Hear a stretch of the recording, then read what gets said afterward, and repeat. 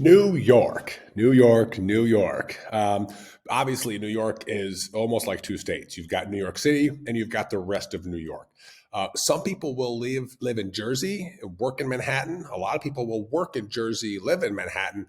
Obviously, expensive that way, but you do get paid more to go across the river to New Jersey. They both New Jersey and New York, but if we want to focus on New York, have non-competes, and so you do see specifics in the states as far as non-competes. One of the nuances we see in the Northeast is that we see three-year non-competes. We don't see that in the Midwest or the South. And so you'll see a physician contract in New York that may have a three-year non-compete with a certain geography. Obviously, if you're in the city, it might be a few blocks or a few specific accounts. And if you work in upstate, it might be more of a 20 to 25-mile radius. And so when it comes to salaries, the same thing. We see one thing in the city and we see another thing upstate. They're both somewhat similar, though. We see fairly robust compensation models for New York City. We do see a much bigger delta. So we don't see a lot of physicians clustered around the median as far as pay goes.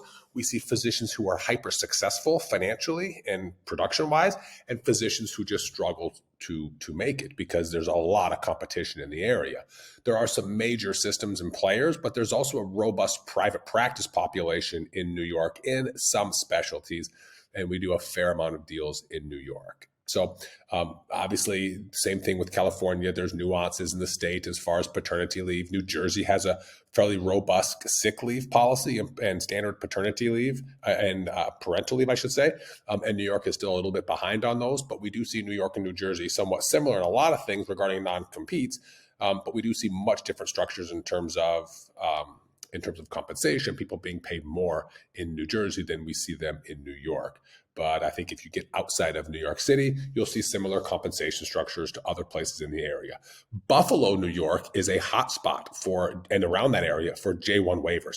Close to Canada, you have a lot of physicians that are coming from Canada on immigration waivers, J1 waiver contracts, and they like to be around that area because it's easier for them to go home to Canada to visit family back and forth while they're completing their waiver and residency requirements in the state, versus somebody who, and again, this is a different topic, but you'll see a lot of people from Canada in that Northeast area for J1 waivers, Maine, Delaware, up, different parts of New York. And you'll see a lot of people in the South that may have ties back to, different parts of Asia.